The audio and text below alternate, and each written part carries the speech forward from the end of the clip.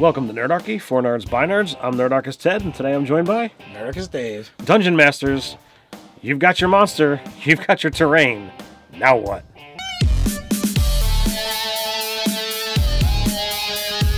Jump down in the description below where you can sign up for Nerdarchy, the newsletter, get weekly gaming tips, as well as learn how to game with us. In this video, we're going to kind of dissect a statement we've seen online, and then from there kind of extrapolate our process as GMs and how we do things, and why maybe this particular GM isn't asking the right questions. He's like, I want to use Minotaurs on a mountain, guarding a mountain pass. Right. And then he's like, go, tell me why they're guarding the mountain pass. Well, I think, I don't know how much he wanted out of people, but the information I gathered was he wants to use this, and that was that. So it's like, oh, well, to me it seemed like this was, well, he wants to use a specific instance, this encounter in this location, without any further choice or reason of what's going on. And, that creates problems too. And it creates more problems if you start like filling in the blanks. Now, like, why do you want to use this encounter? Why are the players going through the pass? Can they go another way if they needed to? Can they negotiate? What is the significance of using Minotaurs? Or is it like, I like Minotaurs, it's cool. I want to put them there. Do you just want an encounter or do you want an adventure? Like, these are all things that are coming into play, because when you start filling in too many questions about these Minotaurs, you haven't created an encounter, you've created an adventure. Right. And like, going through the pass is a thing that might happen at the end of the adventure. We've got a couple questions that you need to figure out. And first and foremost is going to be that, why is this encounter in this location important? Is it just because you want to use it? Or is there more information there that you haven't figured out yet? So if it is literally you just want to use X for encounter Y, you probably shouldn't fill out too much information. Or you should box that information in and keep it away from everything else.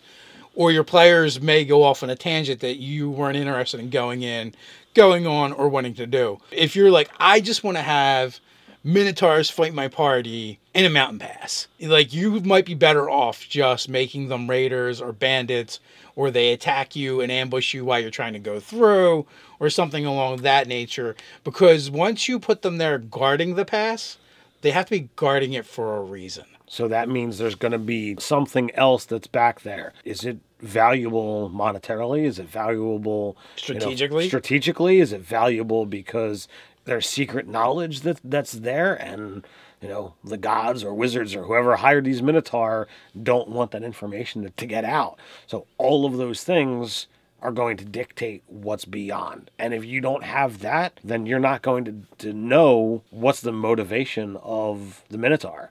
Are they there for profit? Are they there because they're dedicated to it? Do they believe in the cause of whatever that thing is? Well, that's also the danger too, is when you answer those questions, if this is not supposed to be a side quest or the adventure for the night, by answering those questions, you just set your players up to go down a road. And it's the same thing with random encounters too. It's like anytime you throw something that's not integral to the story you're trying to tell, there's a very good chance you're going to derail that story, maybe permanently, maybe temporarily. It's okay. Like, you can do that if you want to. But, it'd be better if you're going to start going down that road to be like, well, this is actually going to be the adventure for the night. And the culmination is they get through the pass. Some other things you might want to think about are, if you absolutely feel like your players must fight these Minotaurs, or, can they just go around and they're going to find another way? Can they negotiate with them? That leads to, lots of other questions. Okay, if they're going to negotiate, you need to know why they're there. If they're there and they're guarding something, we go back to the who are they guarding it for? This builds that out that much more. Well, if they do the Gandalf thing, none shall pass, and I will give my life to defend it, then there's no broking. They're going to die, or the PCs are going to die or run off. It's cut and dry. If they're just bandits, well, then maybe they might cut and run, and that's a very different encounter. Bandits want quick cash from easy targets, so okay, they all fight till they're about 50% health, and the second that somebody drops, they're gone. It's a much shorter encounter than fighting 4 Minotaurs to the death. And the other thing too is like, are they keeping people out of the pass? Is there something in the past they don't want them to get to? Or is it on the other side of the pass? Like, is there a warlord who is kind of like taking over the territory on the other side? And the Minotaur's job is to keep any interference from happening in their territory. So that's why they're there. Once you kill them, there's nothing immediate to do. You know, the consequences might happen on the other side when you make your way through. Or is there a secret hideout within the pass itself?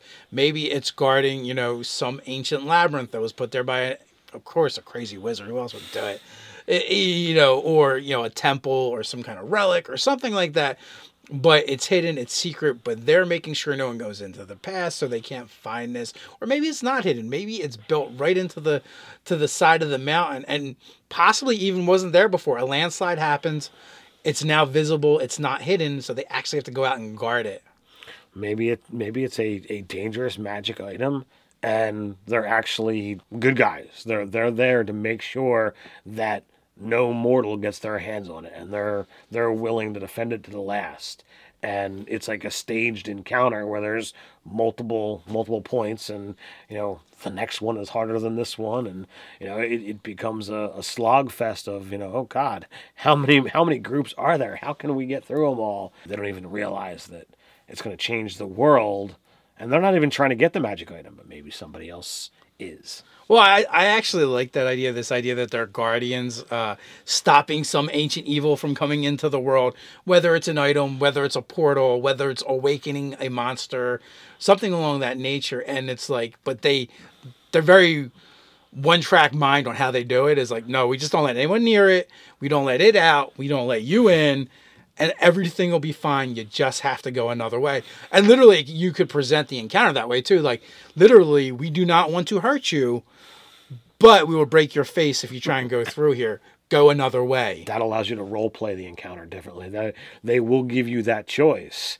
And, you know, the second group does the same thing. Alas, you know, even though you have slain my brethren, they know the only way they're there is the brethren before them have fallen. They all do some kind of ritual, like, you know, they drink something, or they stamp the ground a certain way, and, you know, like, okay, you've slain my brethren, but please, we don't want you to go any further. It is not for gain. The world will suffer. And like more and more information is revealed the further you get in. Maybe like they're part of an order of the Sacred Horn, right? Only members of the order may walk upon these grounds, and they have a sacred duty, and that is to protect, you know, whatever it is they're protecting. Like we said, a sleeping monster, evil artifact, portal, whatever. Maybe in order to go through, they have to like go through some trials or rituals or ritualistic trial that makes them a part of this order. And then they earn the right to go through the passage. They don't necessarily even have to fight and defeat the Minotaurs, but then they have to become accepted by them. And these tests are like designed to test, their grit, their toughness, their will, as well as their character and what kind of a person they are. So like this could beget further things down the road. Perhaps later on, like they're called to serve time within the pass, because, you know, something happened, someone did attack. This could further the story of what's going on, of, all right, well, now someone else is trying to get into here. They have gone through, they have been, you know, accepted into the order. Well, now they need to stop this group, or stop whatever, you know, organization is out there that wants it. Maybe they need agents to go out in the world and represent them as well. Maybe these particular Minotaurs or these Knights of the Order of the Sacred Horn are bound to this place and they can't actually leave. They actually summon you back and they need you to come back to them. Like maybe they have a horn that they blow that no matter where you are on the plane, you can hear the call. And, you know, and you feel drawn back to that place. Maybe you're given one as well. Maybe it could even be the sign of, of that order. I guess, you know, for all the non-Minotaur, would they get horned helmets? maybe. But, and like, it could be a way to insert, Minotaur into your world that aren't evil. A different society or culture of Minotaur. Maybe they're from the other place if it's a portal. Their world's been destroyed or overrun by this evil stuff, and they're obligated to make sure it doesn't get out into the rest of the cosmos. You know, do they look different? Do they have different color fur, or different body shape? You know, are they stronger than a regular Minotaur or weaker? You know, you can do a lot of stuff with it. You absolutely can. But the question is, what will you guys do with it in your game? Is this something you would use? What do you think of the methodology that we're discussing as far as creating encounters and how to use different ideas in your game? We got a place where you can discuss it down in the comments below. While you're there, don't forget to like, share, and subscribe. You can check us out over on Facebook. So until next time, stay nerdy.